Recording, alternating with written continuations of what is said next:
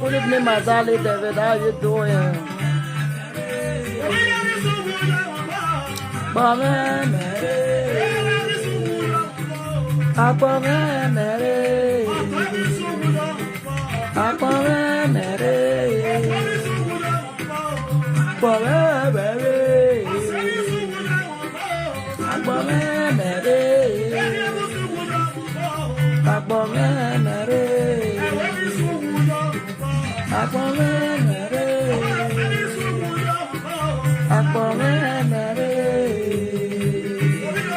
Good evening, everyone.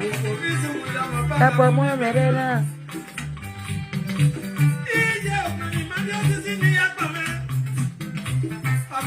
Are you setting with me? Oh, yeah. Listen. I give your Bobby a maga.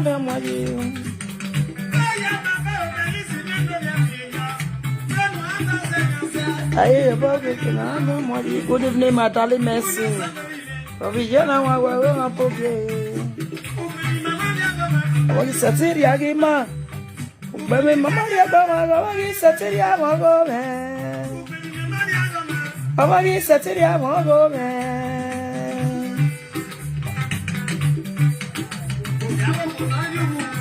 Oh, go time, oh, go time.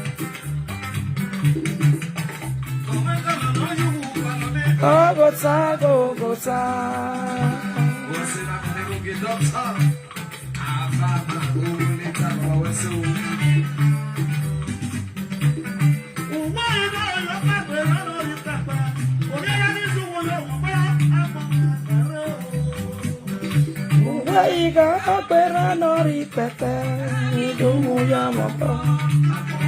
Share the video, guys.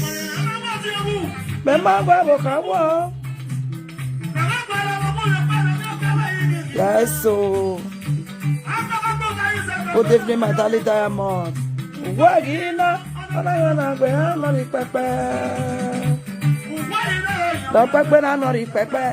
what is the way you mabo? Akpome mere. Wagina, better not pepe.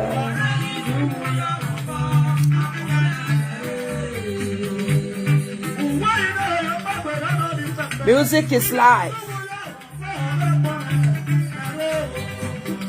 Wagina, better not pepe.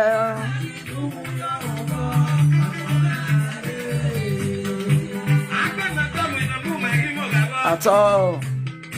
I've been, and I got my namu.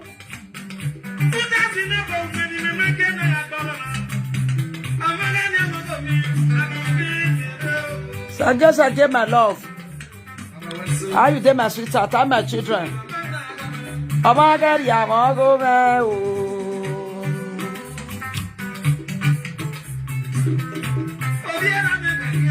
Obi yeme nakina. Osama nakina we have you gwalo me. Oga pasi ga mukwepe. Eri akiaga yena. That's so. Eri akiaga yena.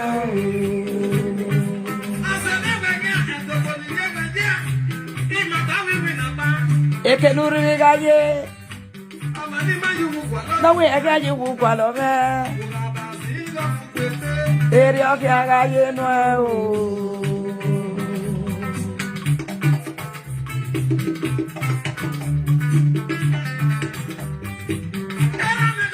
Usena mugera magama iye meta mame usena mugera mama o.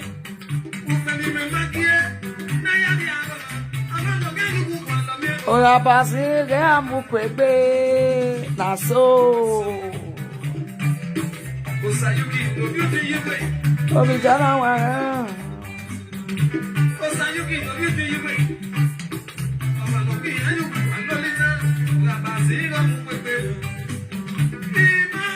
By God.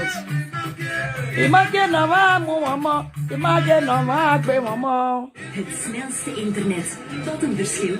We thank God Almighty for that. Imagine no at the dance here. Wow. Imagine. Imagine no mama. Okay, gaje go kwalo me.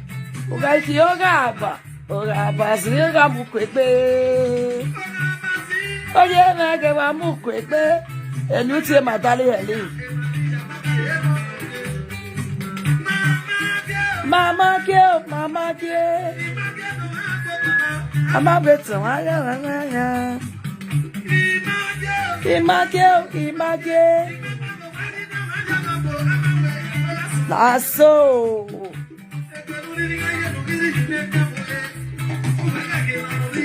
Era na ni ala na roke. Ogaro de.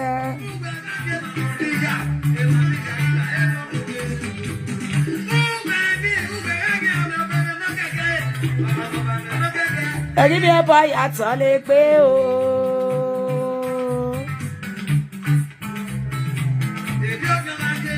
Eto sane ra me o amen. Olisa no ke weto.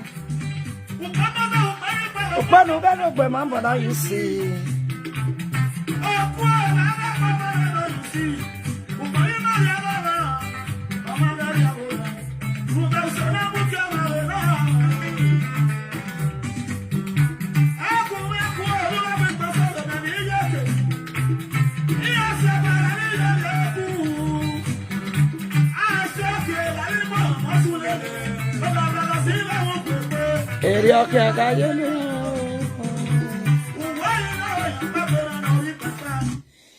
Hello, my lovely, amazing people. Good morning, good afternoon, good evening. That depends on your location, where you are listening from. It's your one and only mommy Suzy, aka your sexy grandma. Una good evening, my people. I beg me could me share this video. Make I talk someone way day my mind or where economic salary eji na mwemeji my people. They wa we talk me don't even know what we say. First of all, I will give a message first to my darling sister Sharon or Digie or Sevenki. Am I right, my people? Because Edoya Kwita, my darling Joy, hey, come in where there you oh God, I'm going to follow you. Hey, come in where girl we are so. Hey Joe, come my sister, maybe I hear now. So. Why I want to talk to my darling sister Shine, because say wa, okay, my darling sister Shine Gumenzedu, for the benefit of those who are not hearing Benin, you feel that and put for comments. I go bulena for breaking English, but you got don't tell any hatara okay na really say bali doze mi okpa be boba. And we need the ate tavedo all many people. Odo ye na megatory direction we. Yeti ya fiame. I have a long day already. But as a mother, as a grandmother, as a sister, as a friend, let me put my own. As correct, responsible mother, let me put my own opinion. It may count, it may not count. But first, I have to give a message to my darling sister, Sharon. Iye. Oye wa sekedi anane here. Ya wemi aje be nage igiowa ununa ayata. Emi ya yezo yata. Sister Sharon. La wo ye. Oda fonwe. I believe uke ka wuki an lele. Iko wo mwe. Ona wuki an lele. Ya imi oda fonwe. Ya imi Ogwe ebi gagi sunune. Ede soro. Agige nori abe agige nori asi. Ayabe no okpai. Sometimes oga boyfriend and girlfriend in obana. Omo mana arugwe udu ga nihi. Omo na iga arugwe ine. Ugbeso gwe yate we na. Ugwe gumebe we na because wa man say gbe ai wa yero. On a relationship in abieji na we aigireva you are still inside the relationship, my sister. Brother from where ya yimie. E manu we go be die mo no si ko e. Ma this is on. Hello, sweetheart, when I get a live video. Hello? When I get a live video.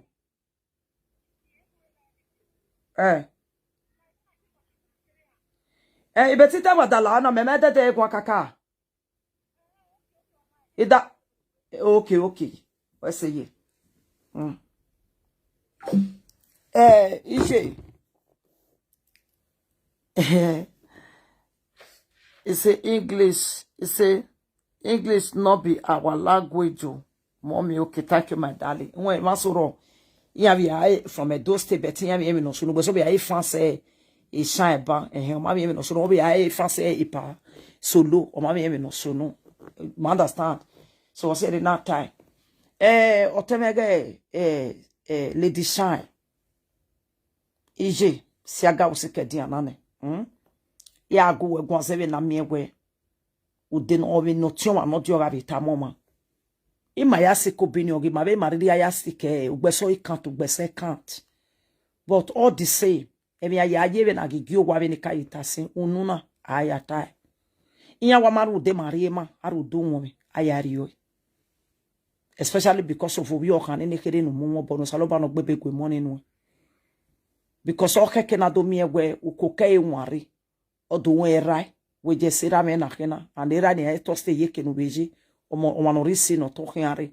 That is the reason we milk no keke no na gbagbe bieri anytime mo era di ajare o mo ni do anwa bai o do anwa ba do anwa ba do nwa o we era me risi ai ke do miego saloba we ona do viwa you relocate in Nigeria we you give mo gwere o I mean emabo. Sister Shine la wo ye good or bad ikpe ya bu ikpe ma hige wa de hiabo etase no nya ya imi odafon we ebi buni na we no ya imi odafon we my sister egbi obe ni ya ta woman like ebe ni tana fe ko ri yo bokpa ri me la wa so ten you get a point even mani buro ebije iya roe iya gwaleke ni ari ole eji iya mami wegwe emi okpa wo ma shine ma bo wana ka relationship no ka ore ne ona do ye na miegwe o ma gba e ti jono na give you well press we ni do se gbe no da fun we press we o already aje o wana gi yomi obi edo ne o ma da South Africa men okay gwa mo e bo yo we iya or top ka wa mo ni be ma do we wish you understand ma understand mo no nwa ba ra bi je bo wa ukin we be na ya be na very ma bi ma ya ron you get body am egwe we no kon wa ya live here body you get okay my sister Shine if no say na kama we ma be wana ka ju wodo no ka ore ne anado miegwe of do me be no je uduare no pogeva imajo ni kani awe nu wasi gbewe ogabe mi no we no dama worio edeso be ro pa solo Obia women no bezugu warrior no be like, which I understand. O my tana. But edesoro una be girl ma be bungbe ube tolerate because when no say that sister shine. Irana my go, I me yakoko. My tama wenana. Ziegbe is a book yeme. Nuge but when be manivore na gimena, my gimo boy be biebun, my biokpa my beaver. Eria be BS but I believe you go saloba ye wo ye biokpa ye ba wo hanu, wo ye bie bai. General, my sister, the only place no ana etin be ba money. Nega mokpa bo wani. Or is in book yame. You need to enjoy. A distance relationship or my easy. That is number one. Or my easy at all. Or my easy. My tana. Even here we just according to me, no better. I make benel all those kind of things. I know it's not easy. Okay, but I got come to another situation so where even na a situation in general, even that was it for the first place that from West Yowa, you see all those things. You need to bear it. You get who be your okay, because wabepa even no boss see me na arena. Wabepa solo to my observation. Wama wamo boto taku gbe ye konkpa no wamo boy understand gbe. Emo boro oberi oni. Ero. O my tama wona wa mi ga ya understand gbe. Oni were no so na be mi egwe imwami have said ya be are always and all the time. Because we mamo boy yin, ye ma be mo boy on we video. But gba wogi je very oni my sister. Izi gbe. E wo kan aye me. La ve ne do ya peta wo mo pa e ma wo wa. No me na be ba on money. Ma understand me.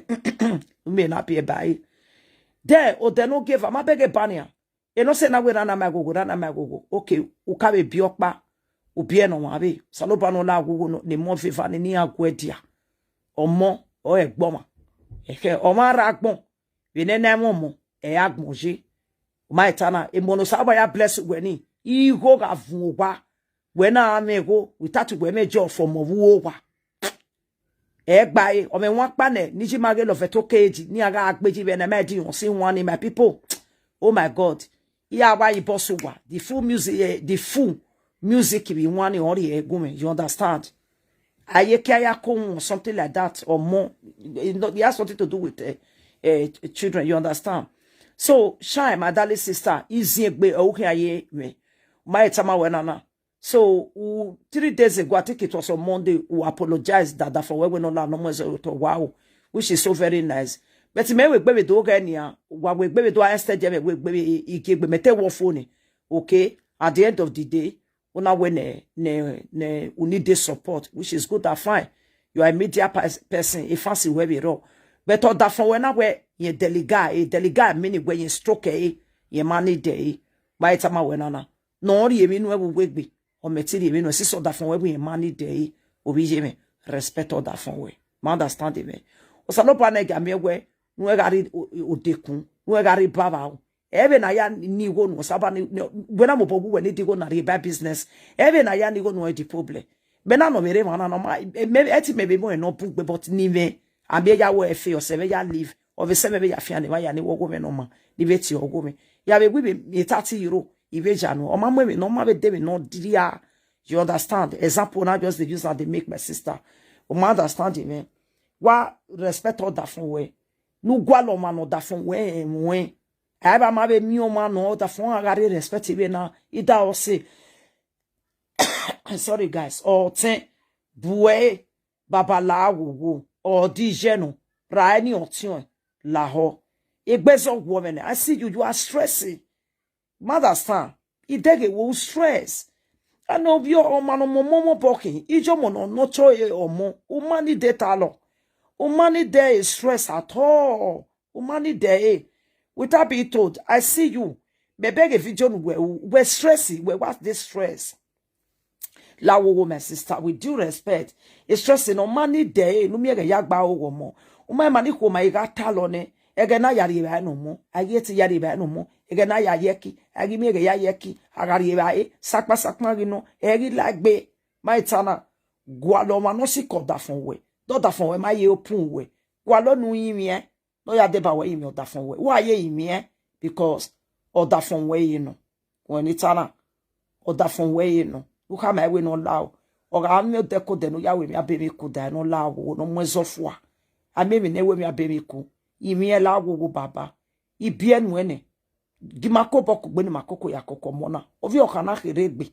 Di mokpa ga koko. Ise ti na me. Mokpa eti koke. Hey, mejo. Ma understand me.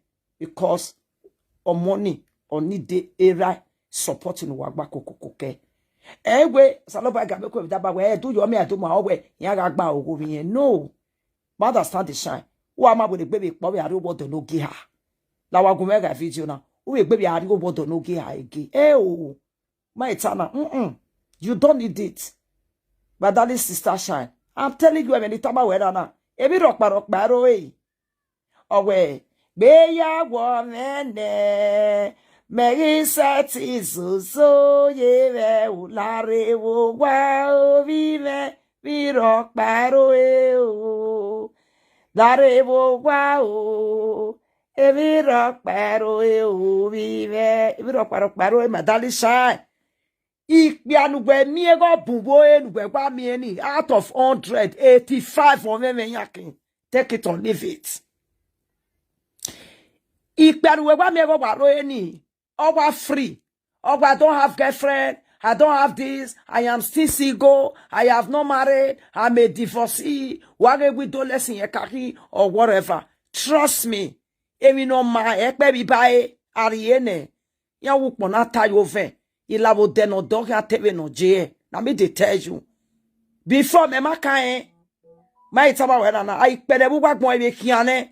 Based on experience you don't understand even no wagbon. O ma itaba wena na.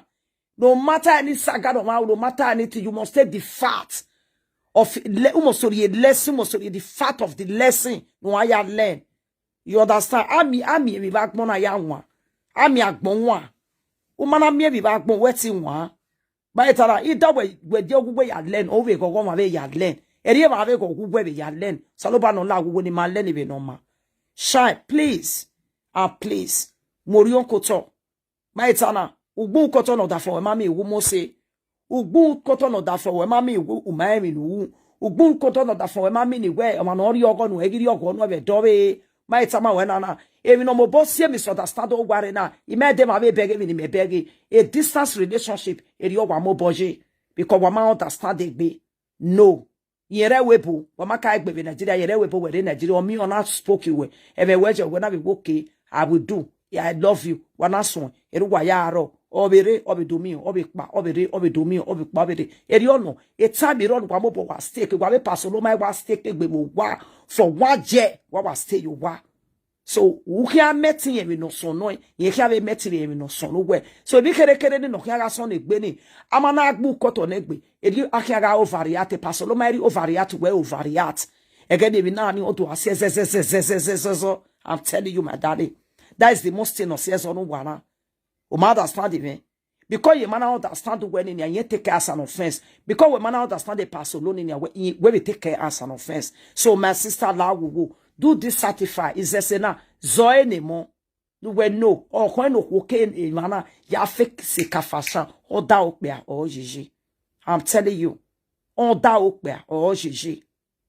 o get a point in me when you meje me wa ko in terms of a relationship you wa come as a Keniana do gua, as said, Ogi too much bewe, maybe Okbeani, or shitting yame ra, Imia tabu ra, maybe if you go on oppressive and no one time not to task, it could overreact. O mother star, and my ever no who dare would say, or second Okbean, or melo, one be manico so, Emi auntie have any area no sing I. I'm making an example, not you, Shari. Emi adima we marie no se masima wa negose ke ba ye we o give am marere they no de ware na but o wa so go pa de marie you for the samare da ja we na me be business when go ro be oni you understand so ni ki my daddy sister la wo ji wo aye gmu koto no da fon we because he have what say no nya e gmu koto ne amanu de marie ma haru do won me ri o loze no me na de ba we kokobi o kan ni no wa de ni okay you need the father support Epa igo emi ya bije sister Shine igo emi ya igo emi ya mana ni sonire webona egweti me ego egwe me beti me ego igo ro bete vie so bi aro di ko di bume lak o wi me go ne ye ni tok be ani around out be o get a point me ma beg even go je bani na good evening everybody good evening my darling Miss Pretty ma beg even ota ye bani ah mana ni rewe bona sister shine go meta me okpa ma we the difference between gwenore Nigeria na enjoyment no gwen enjoy na keke menore manana mi aga lelo ma ne kwiro gwa kpa bani ah onwina mi anwina oga asigo gwa meseti asige ba hi sister gbi we webo abatu je mi ekele likpa ni rewe bo bijime gwenore Nigeria ni nia oda fon where go gwa buki agba obi yeme uki abegba wo ma me 5 ni riri appreciate yi na me wesi e tote sebe ya maleje my time wenana the more you have respect for your husband the more he contribute more owo bu kan me no ma no ense no o ma no ense no yari ebi kede no gbe otiti ma be go pa na devi no wa una appreciate you udo awe bo kan we de gbe dowi because when I yakun go be webo sister Sharon ma easy especially man no ga gbe ye fa be no ta fon yi e mo ya no ka bele ya fefe ori wo gian odo wa se wo wage odori e ba oge obe dori e gwe obe de setting we do sevigo no be ya be die ba yi at least million ta fon we mi maybe o mi gbe 2,500 pound or maybe IS 3,000 pound etasi do la yo we odo wa se wo wa o asiga me o asigo pa odori e ba yi e mefe no sabaka ya gbe oru odo pe ni ya ogwe odori egugwe obe dori obi yan be obe dori do be ya bogwa obe do ya wona bogwa o try lugwe be ya ladagbon we be ya nu we be ma only achievement in agwa of a relationship by tana o ko no le dagbon ma o si o ma ti gien o ma se wa ya wo so pa so ma ye konoru o si o ma ti gio pa ni ati ka ba se jo ba de o ba gbe motor o ma je be ri oni at least unwe be ma Giaka ni abwe be waso wan waje ni ma oni giaka ge duplex ni nia ori ma we new house no wo boy unwe be ma ona seti bogwa ni cause e ma ya ohun go o seti ya bogwa by tama we na anu bi agele be jo boy be jo iye-eki obi eti ye be we no be so ni my darling sister in all those things in Italo na be ye no mabu we die nu ja wan gwa lo ma no da fun no rie mo da fun we ma understand me no ya imi o da fun we no mo zo to de Facebook no because me mo boge Facebook because me gba dey busy e mo boge kere de Facebook we no o mu no mother stable you need to endure ezo wasu no ma say dey say 1 week ye gbenagbene we no ko be gbenagbene you understand agbene fa me gberi awado especially ana to high social media person erioji odo la ma sagi no pe agbene no ko agbene la wo wiye me respect other from we mo la wo yi do mana like Kevin itana eti ogezo but at least even ibe tana udeni awari no bi ra mo bi ye me ra mani we mo e watama we na do mana no do ma be mo zo na yo to ru de money do pe ana go ekoko o pe na ma sister Sharon Sharon ge ko ni sister Sharon o da fun we na e pasolo o hi ma e ma na ma oh God Epa solo o mano mayen sister Shine emi ni mana ni bia no pe ave we po be mi we me wa kota o pe no mano mano your boy ada you say sister Shine lose o pe anana na be dey tell you the devil you know is better than the angel you don't know esuna masagelo salopa na my sister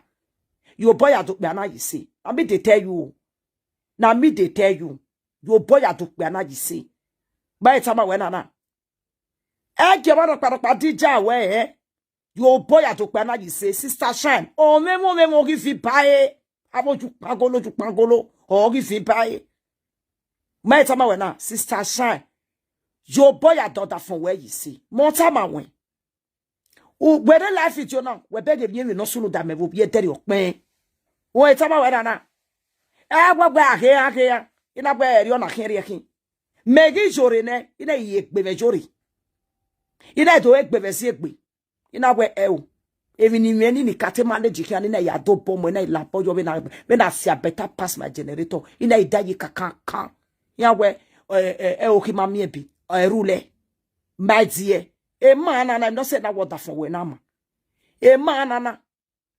Obe o hia temo bi o temo bu enu kabe no ma be bai. Hello. E man is a very nice man. Forget about that where that dog have a bad sad dog. I mean one phone. That dog have a bad sad dog. Sister Shine, a man and not that from winner is a very kind person. Over me, you know. Did you know where some me? Here my care. No way. I'm a waiting here. Care come on. We be ye obe. Sister Shine. Did you know with my son? He be the crab away bona. I'm an agiaro that dog and a kioge. Wega can me no be away no granny di go radio ye. Oga kia come away. Obi uga evo tata. Umai sama wedana. Ogu guy. Wa evi koni. Wa obi gona nuade yena. Ogu uga evo. Ediere. Umai sama wedana. Wa sinya go weni adiere. Nya se yo no maseti. Neko eso ya wekbe no maseti di geva egu ye. Oti de mi go holy pasinya. O ka meti yakoko moboa. For a man to start and take care of his stepchild, you will know that that man is African man. Take care of his stepchild. A pasolo magbeu. He's a very kind person. Omano maeno. Sister Shine, your boy daughter from where you see. My tama wedana. Your boy daughter from where you see. Mena no remanana. Oh, who no wa sekpe. No wa jako kemo. Wa no. When tama wedana. Even me wa no choiya. Umaitana. 100% of my children, I contribute 85 or 90%. You get me? We talk about na terror or no don't pay attention on your way. A stitchy person is a stitchy person. A person of a bastard, okay, I understand. But he's also a very good person. For him to send money to you, pay your stepchild school fees, pay your your sister, your next sister child, also pay or pay him or she school fees. My name to say when we are sent to bank. He's a very kind person. Although man, no sister Shine. Your boy had to pay another DJ more now. Your boy had died. Very much, Messi advance when no sock na he met you advance well, no say eh. El man come and not my where Okpanama say wa mi obe le no money. We go man ye me way no. Le baga. Obi yeme. Deti me no be pasolo. I mi atinye. I ya imi Baba mo so yo to. Eri mani hoji. Sister Shine mani ko na ne de we bona. I ma tu ye mi ekele likbia. I ma tu ye mi ekele likbia vi jeme. O agi ma fe bo kwakara no kpe agari re ni magari bai. O ma possible. I ma investigate that book by we bona. Nobody's perfect. Thank you, my darling. Sister Shine, la woje. Le loda fon we. Le le seto. Nou la wa my sister mon. Yen go wakaye. No me na de ba we kokomoni. Ba etama we na. Ebi rokpa ro ri yeme. Even we wa fini go waro eni. No home is perfect. Yes. Agbo ya kokoma leje gbe hian. If no see na me ogugwa Ivana no na mo boje be ni na always an not the one agbege gbe live video. Because me ti do blame when agugwa ne shy won yime. Yet blame me pass lo ga won yime. If no mo boss na kina wa Eva master yo pa. Good evening, my daddy. Good news. My daddy had a good evening, sweetie. Why Eva Madio wa pa ya blessing. Good evening, my love. Wa Madio wa pa ya a distance relationship, you know. Irioji. So be raw. Ugwe boda for me akweje na okwe wa lobi ekokuona. You understand the money who you see. I understand your feelings. Oh my easy. Good evening, my darling. How you day, my love? Iye go my easy. Especially when me egbe wege egbe mani ko na home ogima. Omu yo mu especially age guy say 40 no na egbe that 35 year old ko na say 14 edeso oba bi ajo mari I understand. Iye go my easy. But is a book yame. Ube can satisfy any money ni kiri. My tama wena. Anybody atama we pasori aye. Ege mi ni wa ugumana we sanebe no bi yeme. I go mai. Do salopa ya zenu go ma ya zenu ma be no ya zenu ma be o ma ya zenu we kma bona ya e okpa. Good evening, my love. Ikpe bona ya e okpa. When we disaba we na iwana ti moto we no mana e de. Oni mari e ba go kin ate ba question. Iwaje wepo oni mari e ba go kin ate ba kwa mi okpa no kin ale no egbe no guga gbo hu. De no ugu mana gbo to ro de. Ma ya ni de wepo na be de na. Shine o ma be di meje. Opoga tabi megi mi asetin ade na 10,000 yari no we no bonobo ekia. But then, now do you know that I can support someone that don't even know where I'm going to be? If we me 200,000, me 150, I have you support it only. It might be a can. Woman a second or ye mutia. Or boga time make me alla we bama we marry why you to ipoama where it wa unya. Ama we do even upon ekia.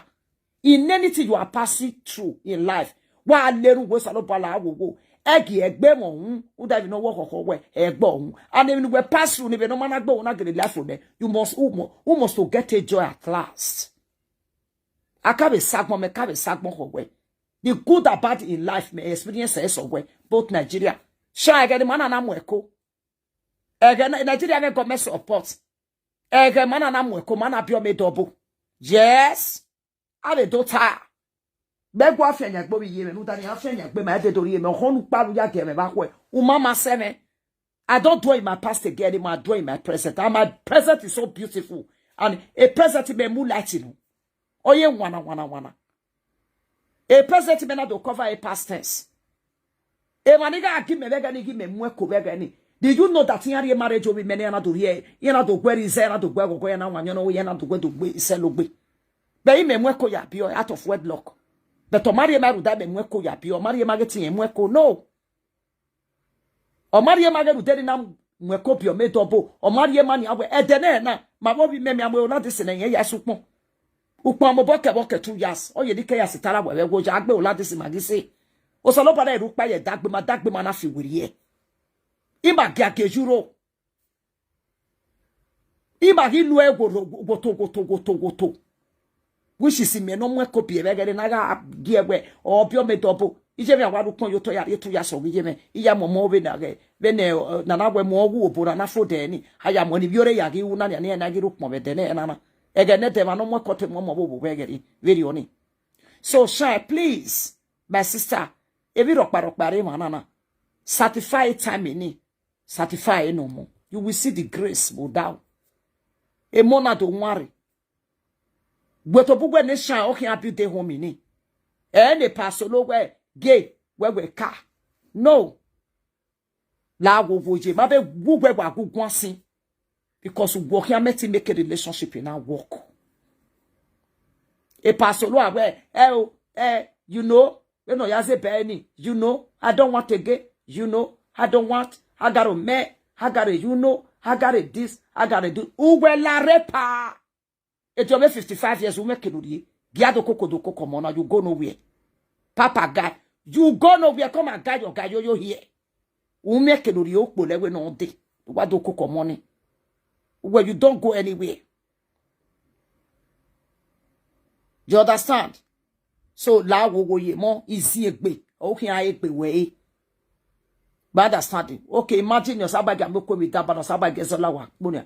Wado live na wado gwe wedo pa oya akoko mokia oga ibere obedo mi omo pa obedo mi omo ipe deva obe pa e pasolo no e hian de kompa ya e papa yo pino ori ni ka gba ne moje Nigeria ori glass ya o oje siglet ori eru e o cover by the left e to e na ogwe gbe salo ori e color ogwe gbe dori la e no ori e la na we you understand we ga ge osawo bosan webe e club opa na we na ri e mi bo ni or some you doni.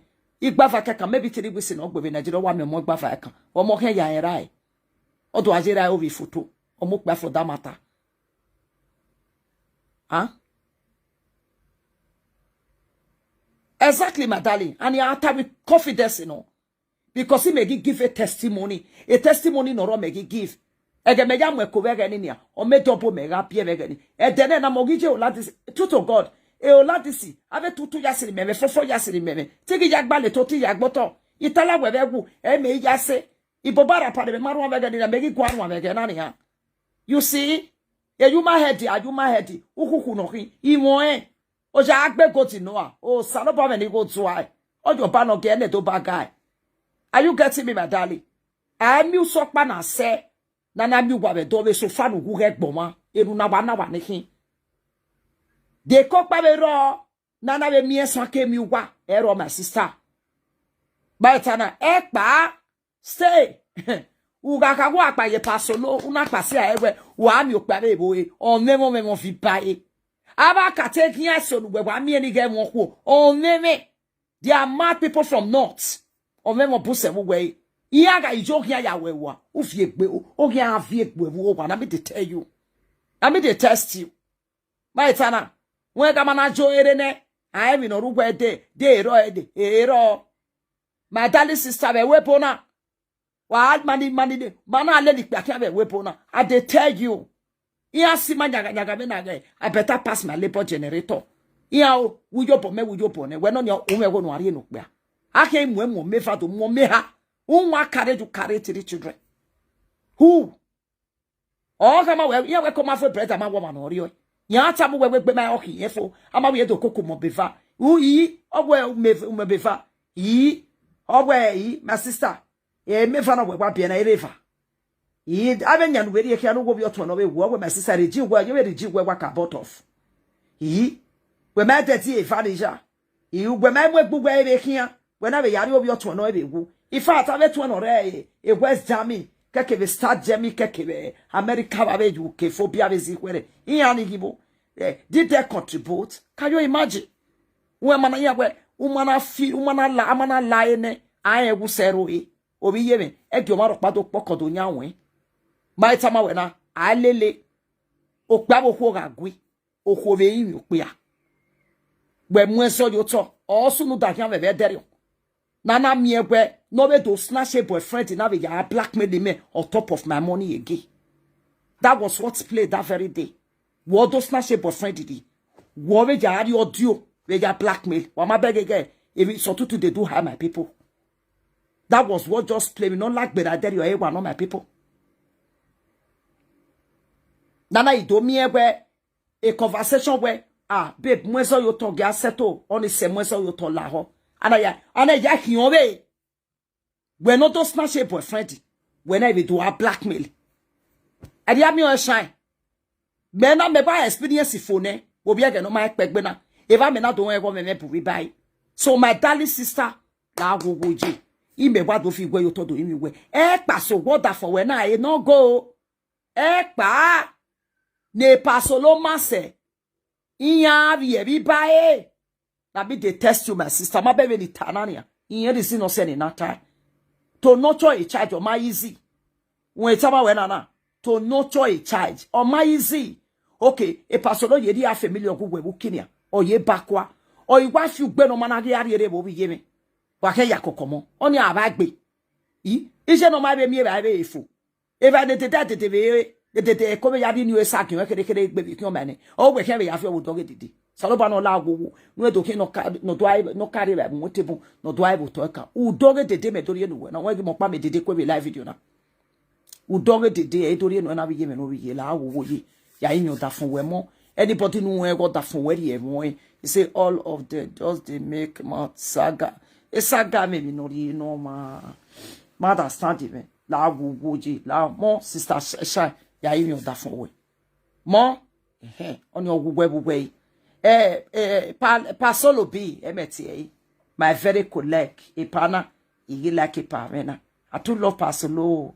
I too the respect. I like the way we did it with self. They go again on my. I too the like Epa domo. Epa. If you no understand it well, money hona. No my bobo be robi enye. Obi okpa my ya. By mo bo wonye. Uki ari yes a shine. Ou qui a placé chaque position tout en ou de rede e wa place eji na itama we nana. That is the reason you are a man. That is the reason you are the man of the house. You are the husband, best friend, gossip mate, soulmate when one in the school time. Ou qui a tolerate my itama wa bobo kan we mo nyime oru digbe e me respect or they disrespect. Baba. Hey. Mani wonyiwe mabubi bae. Mani wonyiwe. Ege make up ugege alachi sepa. E alachi sile peruka kwa vie ubokba. Ja onorugbe yage. Mani wonyiwe mawabe bubi bae. Abe itabana we mani wonyiwe. Because on my phone anybody, but that dog me basa de ne kere na ye po. That dog me basa dog. By the time I na pasolo, la wo go baba. By the time ya wo give am, oka o ya we oka o ma, oka o ma, o give am. My answer the name okay ama. Okay, this is the third relationship paper. If I turn about me we yes. Ana me we e mana we worky or we're not a fee working at work or nyiwe. Inye we otimage shine. Or an ozao no. Be me boma be shine. Be mo evote, be mo evomo. Yes. Kakabo. Maitana. We me jipana me eti wa. E no se me kena judge shawe. Sha nyiwe. Nona. Ume karata. Me mo obi me. Ye avan. We no to take. Okay kere na yo fuwe. It go to make you peace for body. Maitana na. Me mabete ni de root. Ni a root sister from north, from west. No be happy every day on it. You understand? So, any kind of tasi pasolo, it tolerate. There is nothing you can do about it. It's to tolerate your wife because of your child. Epa, la wo. Tolerate it. No me na be a barrier. Mo la wo baba. Imere do imi we. And pa. Obe biezokpa. Owu ati ebo ni. Wa any place. Owu ati ebo. Wa robi yen we. Okinye zuwa. Okinye wolona. Okinye we nokpa. Epa la wo. La o. Maitana. Wa be si obobo. Oga me mi kemi. No be u. No ma be jow. Gwe kwa be na gwotion wa gwa. Maitama wo na. A relationship. Everyone will take care of a pa. I know you are. Mother standing me. Oh, where you were na me where won boy ba or say a best friend or one agba or one agba gossip or one agba we me ya. You are able to a summit. When it's an hour epa. My be work on look 80 years. Or na you be or 20 years. Ah, and then we body on 20 years in a pa. Oh, why 60 years not the by age when we fear you wearing no one will you turn and say, oh, you back and go query by your barrage. Oh, applicate we went to the level. I'm able to where a shag away your pa, no my like or on a shy ye school, no ye university of a ubogo. Eh? A shine, my fear 7 way, I fear. If fear will shine in Nigeria, what fear oji.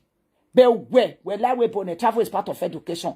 Every of my door say, or home and mamma guys who once or lie with Ponan imaginane. Almost to me more wiseness, more fear, more aggression. You understand? More, especially not to other country, like in the UKJ, it will not daylight. A Western was not exposed. Okay? Now you're tasking your work again on it great. You get? So, where do you understand it? Those saying where? If na o ma ye fin o ye se ifin oni wo ye bleeding forget about it e bo no zeleni eriyan ni je abi e graduation ri ma eriyan wa ze le bo ni eriyan se lo iyan be ke e direction e bo ni ri they don't care or see e pasolo we we can tolerate shine we tolerate bo ni bai my tama we na napa wa tolerate we tolerate bo you are a man okoni e mo bo atala gbo kan I so be hene me we just a punishment we yari ne una block I understand. I maybe do dig la wo pass la open la wo. I maybe do dig do my kie ya kie pa la I me do imi we ogba ogo bi omo bo my tana wa ga wo any or stress ne a wo egi stress ogi nyanyigbe wa fi ga ogbe ori ogwe oge no pa la wo I me gi imi ya la wo. They don't stay together. Exactly. Catch on in the bank. Yes. To understand each another. Exactly. That is the reason they need to tolerate each other. pasolo la wo we megi mi alao o many ti no no ya we mi abere ku baba ya boy awo ya boy no open no ri mi na so to lao abe u get pasolo bi number I no get number ya gari egwo ibali get dia mi no buy I'll go iwo just to make a look whether we'll see number na beg I want go beg you baba la wo open mo la wo baba because manihu my mo rioni na ja o si wasima ma be we block na baba we ki order for me fo e ki order for me fo o beg o senior wasima ya okay o wasima ya anoka complain o pa be no pe pa solo o gugwa mi yen ga me misunderstanding o we u blocking o ka be tie o we ge ni u do agwebo ni be do awe video o we tie Epa okonewe olodogbe oma na we menwe certain are jealous oni pe adibuya get wrong especially some of our African men when we women are jealous you guys will take it as where iwagi my money won said mama jealous no oma not jealous ye a relationship we go man not love you we or jealous about you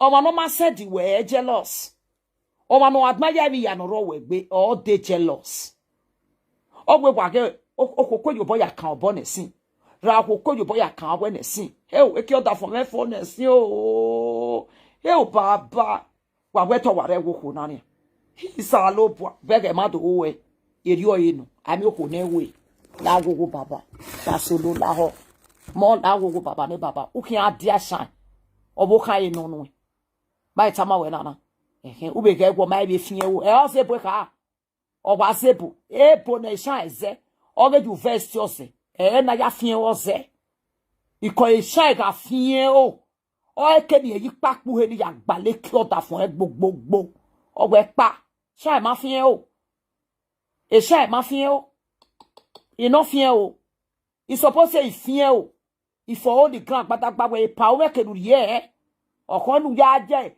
itala ni kane pian okonu akatu you go nowhere solo bi wa dogun me kokomo u me kenurie e sha ma fien o e sha ga fien o ye o de gratien I want to leave. I don't want anybody can laugh me. I got to leave. I will leave. I don't care.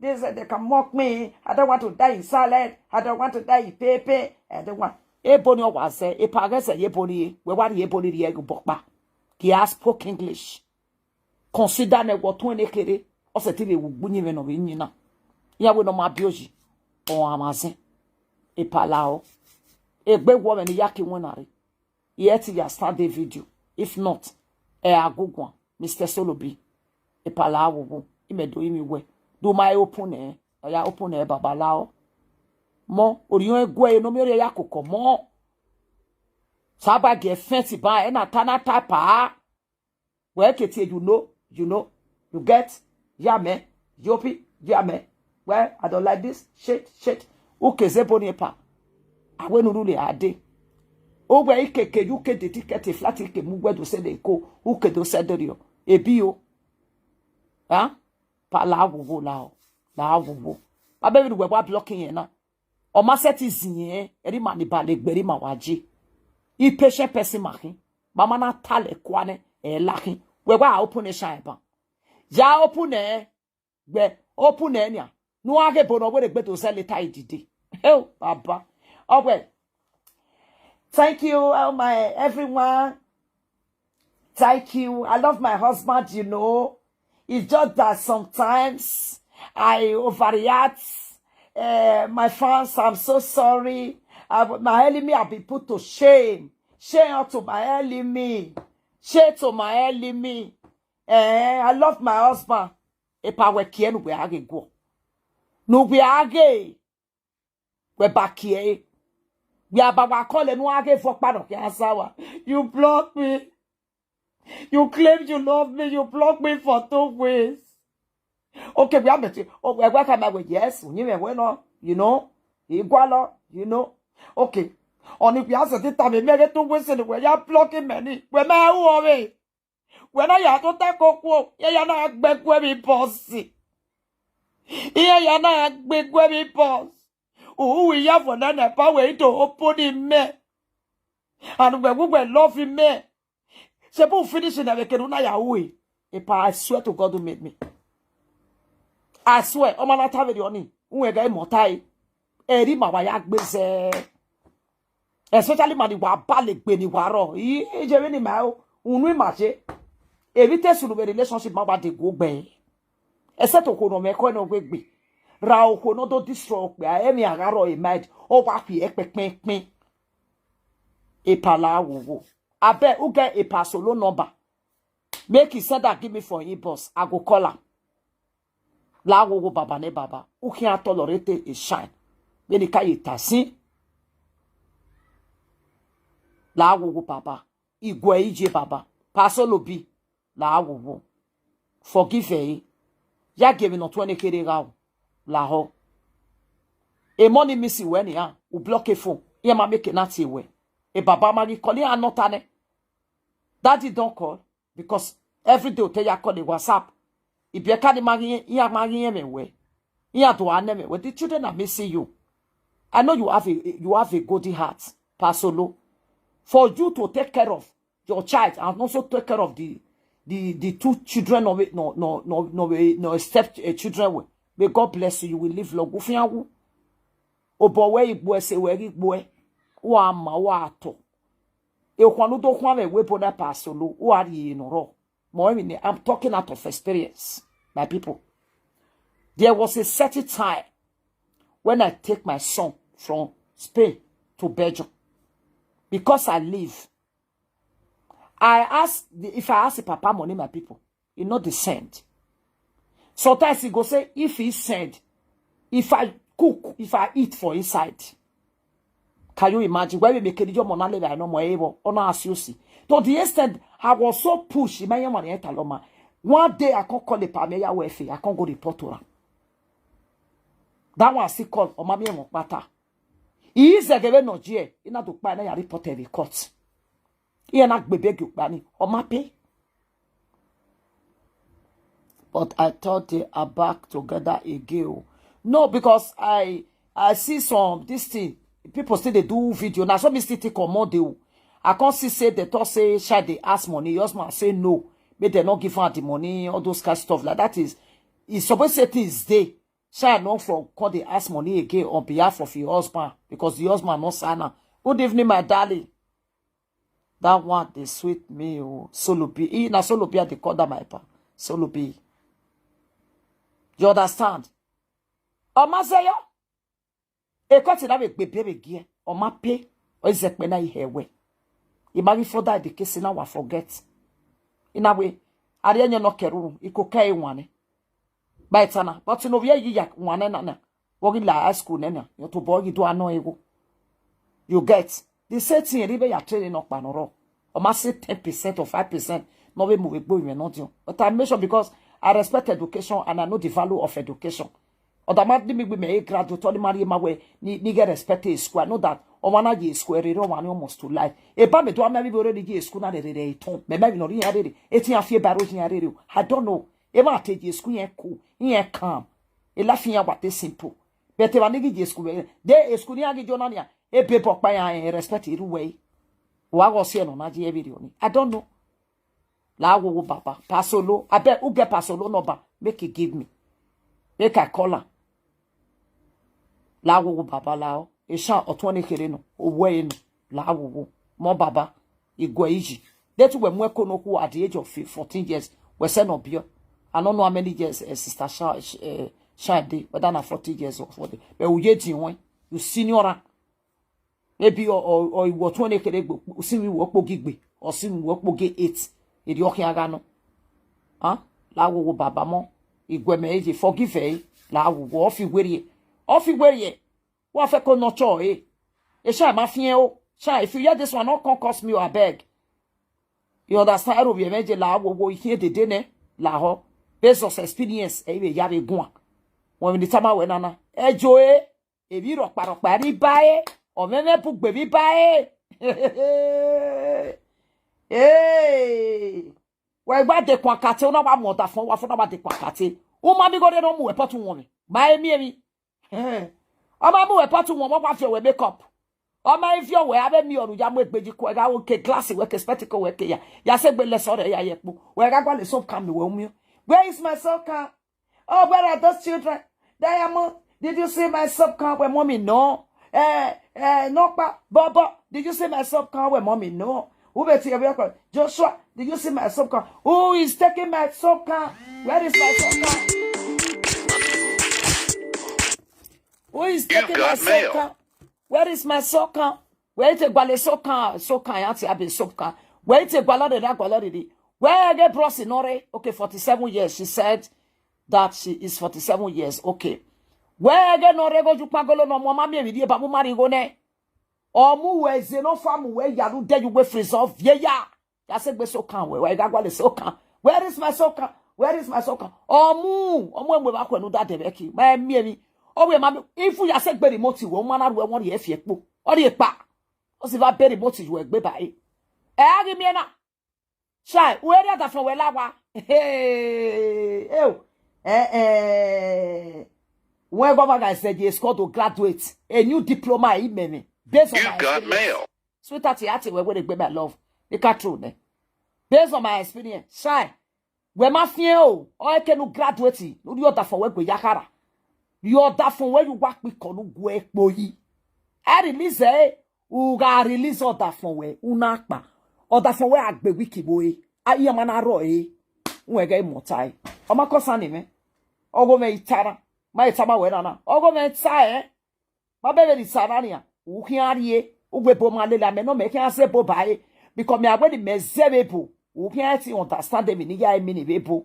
Ma itama we nana. Because me eti se gbebo nu gwese nu na suri suri nenemi suri o se ni na ye do kalo ma we nanu ya ewe. Edete ogwe gwana. Me mie ne va the good that the bad the rough one. Ma itano no se enyon paro ni me ade mie no shake me the only thing pa no break o kian me da. O sa no ba na egyo ma hu mi fo. Ma itama we na ogi gbera mi ame nothing will ever shake me. Amati Jesu. Ya gwete na bio kwa piesi gisi go ge na bio kwa piesi gisi ge gbo akan wi ko online. My dear, go and beg your husband. Go alo ma no rie mo no gwetie no imie kwa mai wo afi were mo wo afi were uwe bi no we tamai ekwe yeko tamai gwe emi no be wu o be sie pasolo lao owutie boni egitie bone baba lawo wo mo owo kan wen no owo kan wen no okay. Who is this nigga? I'm coming, my people.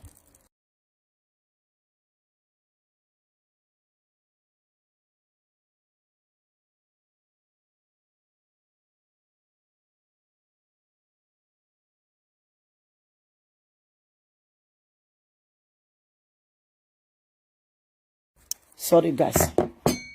Okay. So, no babala woman, egirubio, why settle nepa. Tamai, no ma like, no. Okay. Riege no feko ya fi wirie. By tama wena pasolo. Maya nanu gena, ori maya gbe. We have a beg a bastard or maso, a baby wowe. Even we are not anywhere. The devil you know is better than the age you don't know. We the mebe mukiana we said there say epa mani bun unyi me mo bobe ro be rio ima wa gaga wa be no ba itana no gwa boy na re konpa o na ga ewe e shine or gi wa post say they to ware konpa ban who don't understand the we do ya view or we be experience in any epa e boy afia no we ere kalo epa na we na be mu ye ske pasolo ha Mr. Solo B. A bafian we guy calo at your age. One on you where oh God, a nigger is a nigger. Oh one on me where you know that you are a guy, Jojo. You are not a guy. You are a guy, Jojo. Know that a guy can never guy Jojo. Epa. When we are a calo. And I when I'm where you escape. Ha. I when I retire. Or and I when I tell you call you whistle where they wepa. Hey. My understand it well. I when I call you up.